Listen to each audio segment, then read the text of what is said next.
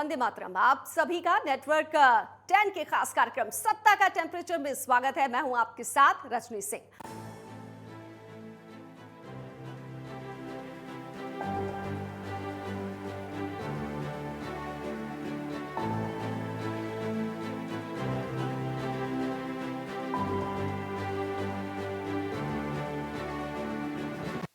उत्तराखंड के मुख्यमंत्री पुष्कर सिंह धामी सरकार के 30 जून को 100 दिन पूरे हो गए हैं।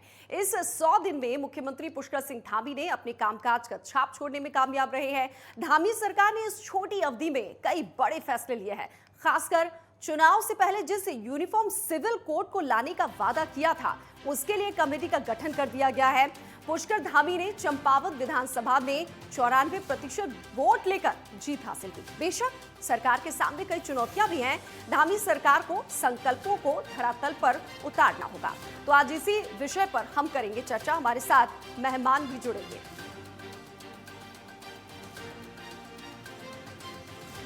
तो हमारे साथ हमारे मेहमान भी जुड़ गए हैं। चलिए मिलवा देते हैं। सबसे पहले स्वागत करते हैं बीजेपी के प्रवक्ता वीरेंद्र बिष्ट साहब हमारे साथ जुड़े हुए हैं। स्वागत है आपका सर। कांग्रेस के नेता सुरेंद्र अग्रवाल जी भी जुड़ गए हैं और वरिष्ठ पत्रकार सुभाष झा साहब भी जुड़ गए। बहुत बहुत स्वागत है तमाम लोगों का। शुरुआत वरिष्ठ पत्रकार सुभाष झा साहब मैं आपसे करना चाहती हूं, क्योंकि काम दमदार 100 दिन की सरकार, राजनीति तो अपनी जगह है कि सत्ता पक्ष अपनी तारीफ करेगा, विपक्ष उसमें कमियां निकालेगा, लेकिन आप अगर बात की जाए एक वरिष्ठ पत्रकार के तौर पर, आपने देखा धामी 2.0 हुई, 100 दिन की बात की, इन 100 दिनों के कामकाज को आप किस नजरिए से देखते हैं?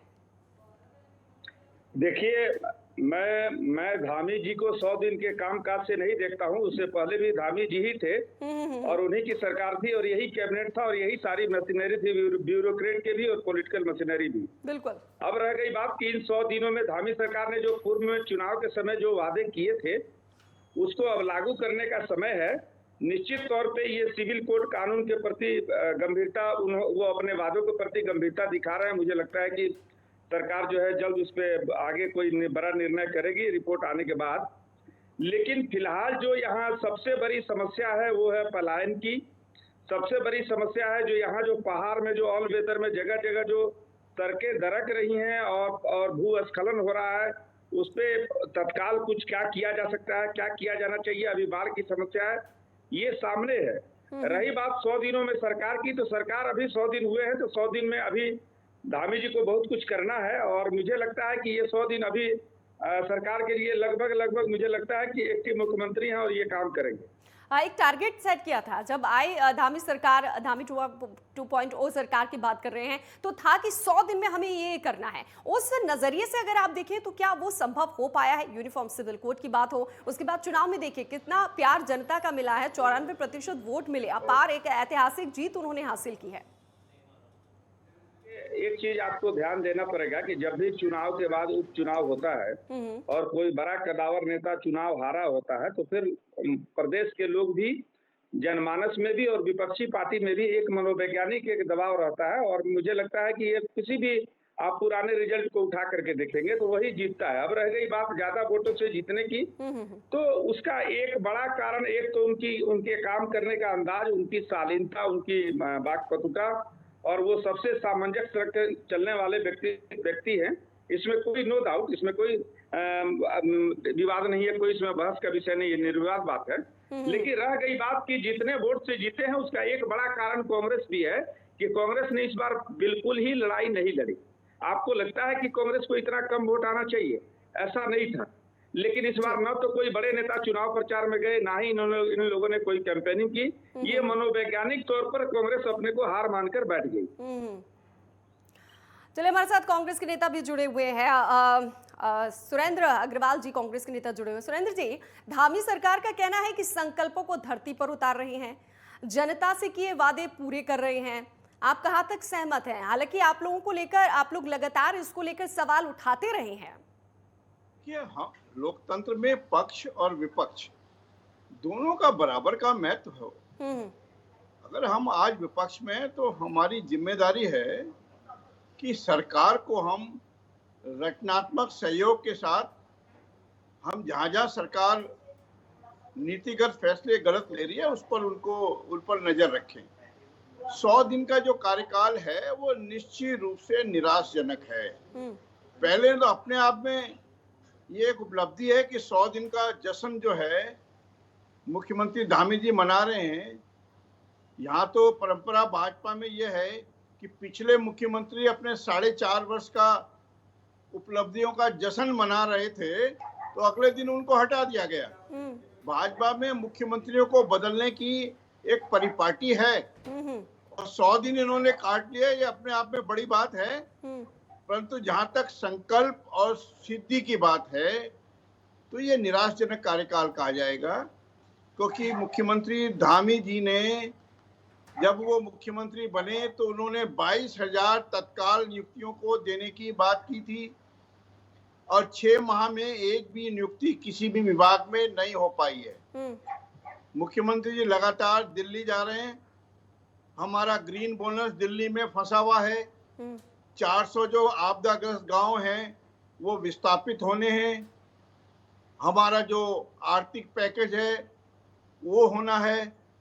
दिल्ली से अभी कोई बहुत बड़ी उपलब्धि मुख्यमंत्री जी लेके नहीं आ पाए हैं। यानी 100 दिनों में कुछ खास आपको नजर नहीं आ रहा है, आपको सिर्फ कमियां ही नजर आ रही हैं। लेकिन यूनिफॉर्म सिविल कोड का जो वादा किया वो तो पूरा करते हुए नजर आ रहा है ना? सरकार का काम विकास के काम करना होता है। जहां तक विकास की बात है तो अपने बजट का जो सरकार 50% भी पूरे साल में खर्च नहीं कर पाई हो, जो सरकार अपने जो वादे किए हो, जिला योजना का बजट हो, जिला योजना का काम हो, वो नहीं कर पाई हो, जो आपदाग्रस्त गांवों को विस्थापितों को पुनर्स्थापित नहीं कर पाई हो, उससे आप क्या उपलब्धि की वो करेंगे उम्मीद? चलिए बीजेपी से देखिए, सरकारों का काम तो विकास के काम को आगे बढ़ाना है और हर चीज तो ये है कि समाज को बांट कर आप उन्माद फैलाना चाहते हैं। आप विकास का एजेंडा बताएं ना, क्या है आपके? महंगाई पर आप क्या करना चाहते हैं? जो जीएसटी का हमारा 5,000 करोड़ रुपए का हानि हो रही है, उसके लिए केंद्र से क्या सहायता लाएंगे? ये तमाम ऐसे बिंदु हैं जिसका राज्य के हित में मुख्यमंत्री जी को उस पर कुछ कार्रवाई करनी चाहिए और सबसे बड़ी बात, केंद्र से कुछ सहायता इस संबंध में लानी चाहिए। ठीक है, अब बीजेपी से ही जवाब ले लेते हैं। बीजेपी के प्रवक्ता वीरेंद्र बिष्ट साहब बड़ी देर से आराम से दोनों ही लोगों की बात सुन रहे थे, चाहे वरिष्ठ पत्रकार की बात हो या फिर विपक्ष की बात हो। वीरेंद्र बिष्ट साहब, काम दमदार 100 दिन की सरकार, लेकिन विपक्ष को इसमें कमियां नजर आ रही हैं हजार। देखिए रजनी जी, मेरे सामने कांग्रेस के बहुत ही वरिष्ठ नेता है, वो भी पत्रकार भी हैं, वकील भी हैं और हमारे बड़े भाई हैं सुरेंद्र अग्रवाल जी। और जहां तक आपने विश्लेषण करने के लिए जिनको बुलाया, झा साहब वो भी पत्रकार हैं, विद्वान हैं, उनकी बातें सुन रहा था। निश्चित रूप से भारतीय जनता पार्टी के 100 दिन हुए हैं, हम उसका बखान भी कर रहे हैं। हमारा जो विकास के काम थे, जो समर्पण रहा है और हमने जो प्रयास किए हैं, उसको हमने लोगों को बताने का भी काम किया है। धामी जी, जैसा अभी सुरेंद्र जी कह रहे थे कि धामी जी अभी पिछले 4 महीनों में भी सरकार में थे और फिर दोबारा अभी हमारी सरकार आई है, तो ये धामी जी के नेतृत्व में ही सरकार बनी है। जो धामी जी ने डिलीवर किया है, जो जनता का विश्वास जीतने का काम किया है और जनता ने उन पर भरोसा दिखाया, पूरे उत्तराखंड राज्य में 47 सीटें वो जिताकर लाए हैं, ये हम सबके लिए सौभाग्य की बात है। तो जब उन्होंने डिलीवर किया, लोगों ने उन पर भरोसा किया, विश्वास किया, तो उसका परिणाम रहा। जहां तक प्रश्न आया कि हमने नियुक्तियों की बात करी थी, निश्चित रूप से नियुक्तियों की बात करी थी कि हम राज्य में युवाओं को, बेरोजगार नौजवानों को नियुक्तियां देंगे। हमने राज्य में अभी 2400 नियुक्तियां पुलिस विभाग में निकाली हैं, आप सब जानते हैं, उसकी प्रक्रिया प्रारंभ है और अभी सभी विभागों को आदेश कर दिया गया कि जहां जहां रिक्त पद हैं उनको तुरंत आप जो है चयन आयोग को भेज दें और जहां से जो है उनकी विज्ञप्ति निकलेगी और समय पर उनकी हमने प्रक्रिया प्रारंभ कर दी है। इस राज्य में जो हमने लोगों से वादे किए थे, जो सरकार से आने के समय चुनाव के वक्त जो सिविल कोड का आपने जैसे जिक्र भी किया है, उस पर हम आगे बढ़े हैं। हमने लोगों की जो अतिथि जो शिक्षक थे इस राज्य में, जो पढ़ाने का काम करते हैं, उनकी जो है हमने 15,000 से लेकर 25,000 का उनका मानदेय बढ़ाने का काम किया है। इसी तरीके से शिक्षा मित्र थे, उनको हमने 15,000 से 20,000 बढ़ाने का काम किया है। हमने दोनों परिवार में रहने वाली जो बुजुर्ग हैं, महिलाएं हैं और उनके पति हैं, उन दोनों को पेंशन बढ़ाने का काम किया है। तो चाहे आंगनवाड़ी कार्यकर्ता हो, चाहे आशा बहनें हों, चाहे विकलांग हों, चाहे सहयोगी हो उनके, सबको हमने उनका मानदेय बढ़ाने का काम किया है।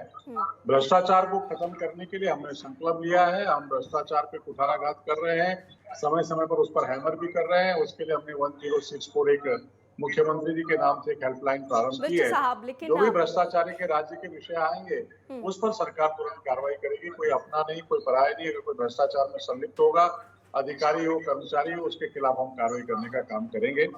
हम वादा करते हैं और विश्वास दिलाते हैं अपने सुरेंद्र अग्रवाल जी भाई साहब को भी, अपने पत्रकार महोदय झा साहब को भी, और आपके टीवी चैनल के माध्यम से नेटवर्क 10 के दर्शकों को भी, हम इस राज्य के विकास की ओर अग्रसर हो रहे हैं।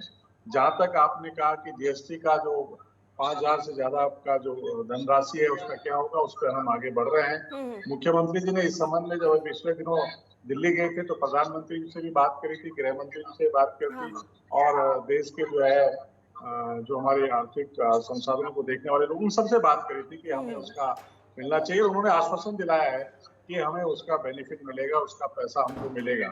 तो हम विश्वास दिलाते हैं जनता के माध्यम, आपके माध्यम से, कि हम बेरोजगारों को रोजगार भी दिलाएंगे, हम पलायन रोकने का भी काम करेंगे। हमने बजट में इस बार पलायन आयोग के लिए भी पैसा रखा है, सभी मदों में हमने पैसा रखा है, और सड़क है, बिजली है, पानी है, हम उनको गांव तक, लोगों तक पहुंचाने का काम कर रहे हैं। बहुत जरूरी भी है, और जैसे कि वरिष्ठ पत्रकार कह भी रहे हैं कि पलायन बहुत बड़ी समस्या है, रोजगार बहुत बड़ी समस्या, विपक्ष भी उठा रहा है। चलिए आप बने रहे हमारे साथ। वरिष्ठ पत्रकार सुभाष झा साहब, कई कमियां हैं, वो मानते भी हैं, बीजेपी के जो नेता हैं वो भी मानते हैं, प्रवक्ता मानते हैं कि बहुत सारी कमियां हैं, चाहे वो पलायन को रोकने को लेकर हो, रोजगार को लेकर, हर चीज में काम चल रहा है। लेकिन मेरा आपसे सवाल ये है कि इन 100 दिन में धामी सरकार की ऐसी कोई पहल जिसने आपको प्रभावित किया है? देखिए, धामी जी की अभी तक कोई ऐसी बहुत बड़ी पहल को अभी मैं कोई अंक नहीं देता, इसलिए कि अभी 100 दिन सरकार को स्टेबल होने में लग जाता है। ये अलग बात है कि हम लोग 100 दिन बोलते हैं और 100 दिन पे हम लोग डिबेट करते हैं, और 100 दिन पे हम सरकार भी जो है अपना फंक्शन मनाती है, उत्सव मनाती है। सवाल ये उठता है कि यहाँ की जो मूलभूत समस्या है वो है यहाँ के रोजगार का, यहाँ के रोजगार के सृजन का। सरकार ने जो पुराने वादे किए उसके डिलीवर करने का ये समय था, क्योंकि धामी जी ही मुख्यमंत्री थे, वही मुख्यमंत्री हैं, वही मशीनरी थी, वही मशीनरी है।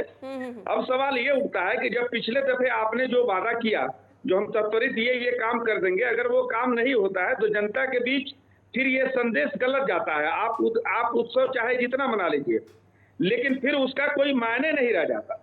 हाँ, एक बात मैं जरूर कहूंगा कि धामी जी में एक काम करने के प्रति बेचैनी दिखती है, इसमें कहीं दो राय नहीं है।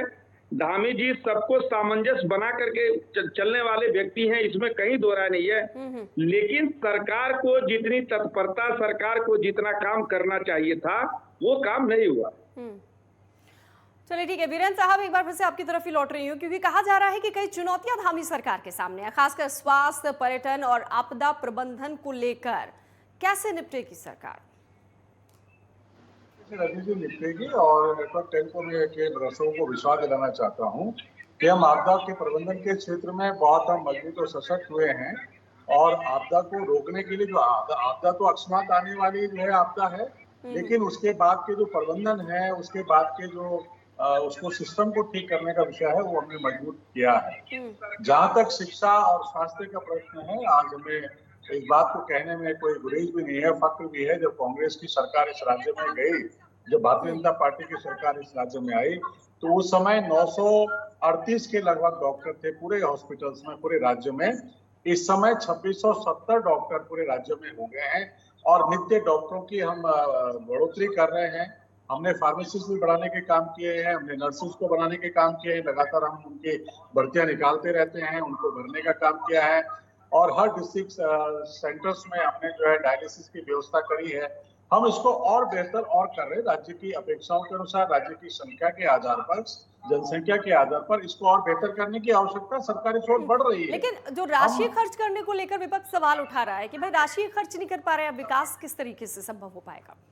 देखिए, राशि खर्च भी होगी। 100 दिन में हमने इसकी शुरुआत की, इसलिए कहा है कि 100 दिन हमारे विकास के जो थे समर्पण और प्रयास के रहे। हमने प्रयास भी किया है और समर्पण भी किया है, और हम राज्य को बहुत आगे लेकर जाएंगे। ये विश्वास अपने यहाँ पर जो हमारे मूर्धन्य बड़े वरिष्ठ पत्रकार बैठे हैं, कांग्रेस से भी बैठे हैं, मैं उनको भी विश्वास दिलाना चाहता हूं कि जो आकांक्षाएं जनता की हैं, जो बेरोजगार नौजवानों की हमारी तरफ हैं, जो माता और बुजुर्गों ने हम पर विश्वास किया है।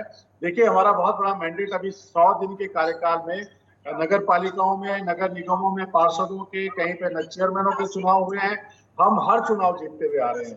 तो ये ऐसे नहीं जीते जाते हैं, ये जनता में डिलीवर करना पड़ता है, जनता का विश्वास जीतना पड़ता है। और जनता ने हमारे मुख्यमंत्री पुष्कर सिंह धामी पे विश्वास किया, हमारी सरकार पे विश्वास किया है, जिसका नतीजा है कि राज्य में होने वाले जितने भी उपचुनाव हुए सारे हमने जीते हैं।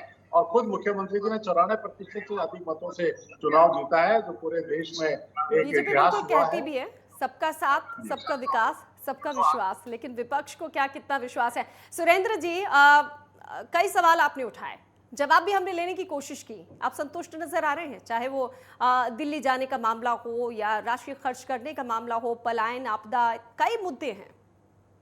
भाजपा के जो प्रवक्ता जी बैठे हैं, मेरे बड़े प्रिय अनुज हैं और उन्होंने बड़े जोरदार ढंग से अपने सरकार की जो है उपलब्धियों का बखान किया, परंतु सच्चाई जो है वो भी उनके सामने रखी जानी चाहिए।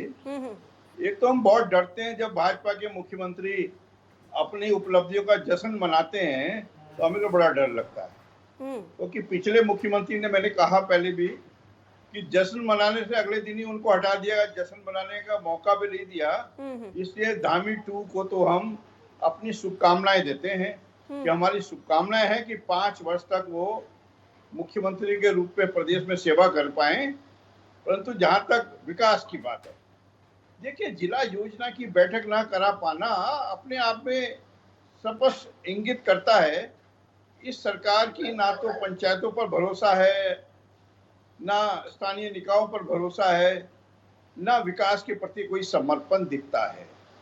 बजट का आप खर्च नहीं कर पा रहे हैं, अभी भी आप डॉक्टर्स को, मास्टरों को पहाड़ नहीं चढ़ा पाए, आपकी जो 108 एम्बुलेंस है बहुत से जिलों में जा नहीं पा रही है।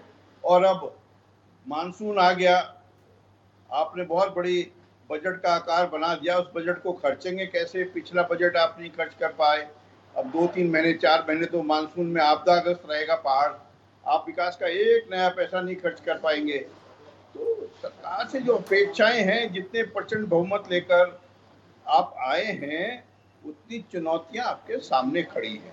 बिल्कुल, हम चाहते ही हैं कि जो विकास का पहिया अवरुद्ध हो रखा है, वो विकास का पहिया चलना चाहिए। तो विपक्ष सवाल, दूरस्थ क्षेत्रों के बीच में और देहरादून, हरिद्वार, नैनीताल के बीच में जो खाई बढ़ रही है विकास की, जो पर कैपिटा इनकम का संतुलन जो है वो बिगड़ रहा है, उसकी तरफ मुख्यमंत्री जी ध्यान दें, सरकार ध्यान दे।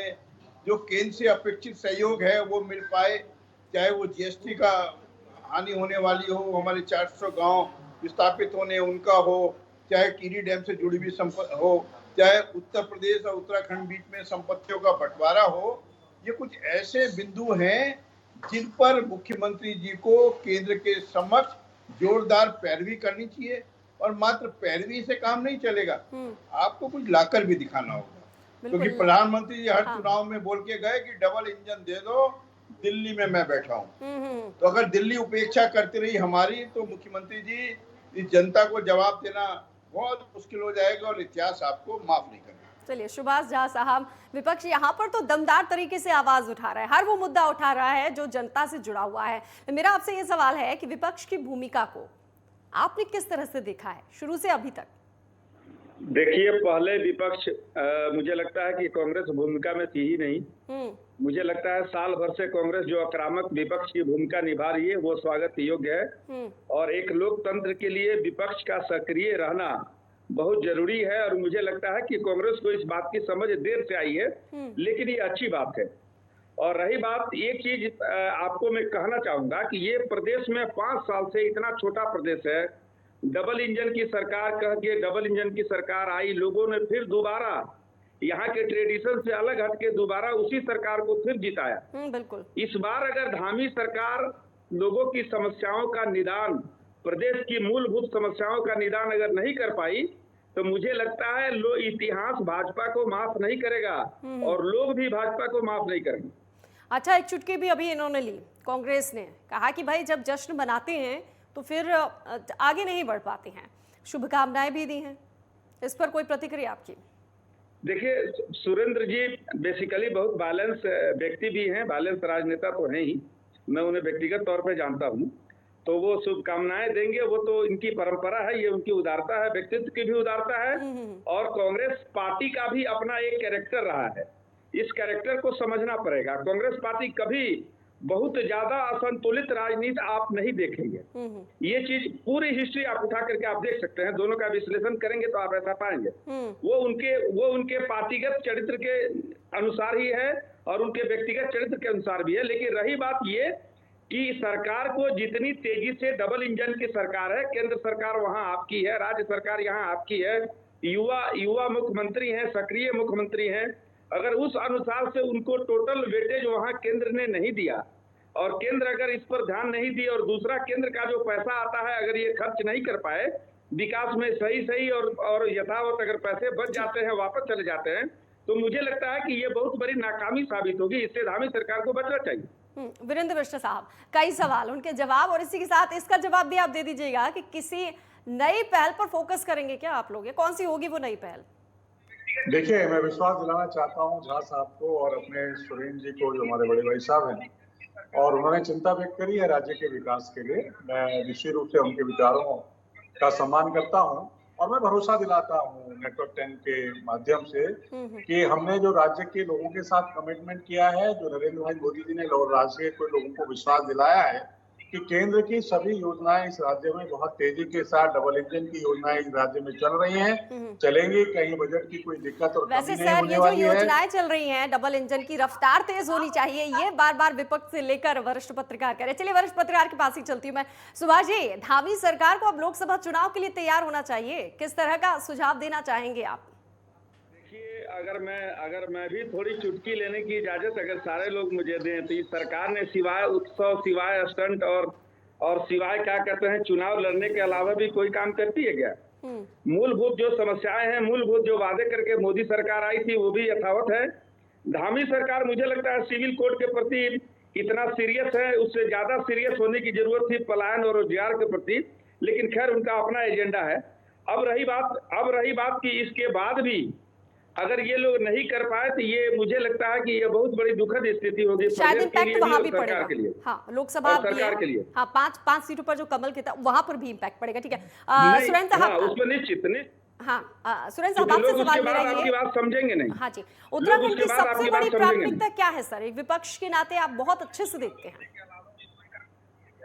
सवाल पूछा है जी बिल्कुल, सबसे बड़ी प्राथमिकता क्या है उत्तराखंड की? देखिए, निश्चित रूप से हमारे यहाँ जो हमारी इकोनॉमी है, हमारी जो आर्थिकी है, पर्यटन पर आधारित है और पर्यटन का जिस तरह से व्यवस्था होनी चाहिए थी वो नहीं हो पाई। और जो आपदा है, उस आपदा के बाद जो हमारे ऐसे गांव हैं जिनका विस्थापन होना है, उस तरफ यदि ध्यान नहीं दिया गया तो बहुत विकराल होने वाली है स्थिति। हमारे पहाड़ और मैदान के बीच में बढ़ती हुई जो खाई है, उसका जो असंतुलन है वो दूर किया जाना चाहिए। तो इस खाई को काटना होगा, तभी सरकार विकास कर पाएगी। विकास बहुत है जरूरी। सुरेंद्र साहब, सुभाष जी और साथ ही साथ वीरेंद्र विष्ट, बहुत बहुत शुक्रिया आपका चर्चा में भाग लेने के लिए। तो उत्तराखंड में माना जा सकता है जनता का विश्वास जीतेंगे। बिल्कुल, इस समय सियासी तौर पर स्थिरता का दौर है। धामी सरकार के पास अपने संकल्पों को पूरा करने का एक अच्छा अवसर है। बेशक सीएम धामी ने अपनी सरकार के 100 दिन के कुछ काम जरूर गिनाए हैं, लेकिन अभी सरकार को स्वास्थ्य, शिक्षा, पर्यटन के क्षेत्र में काफी कुछ करना होगा। विपक्ष से भी रचनात्मक सहयोग की अपेक्षा की जाती है। विपक्ष का अंकुश सरकार पर जरूर होना चाहिए, लेकिन इसके लिए विपक्ष को भी सजग रहना होगा। इस चर्चा को यहीं पर विराम देते हैं, फिर मिलेंगे एक नए विषय के साथ। तब तक के लिए दीजिए मुझे इजाजत। जय हिंद।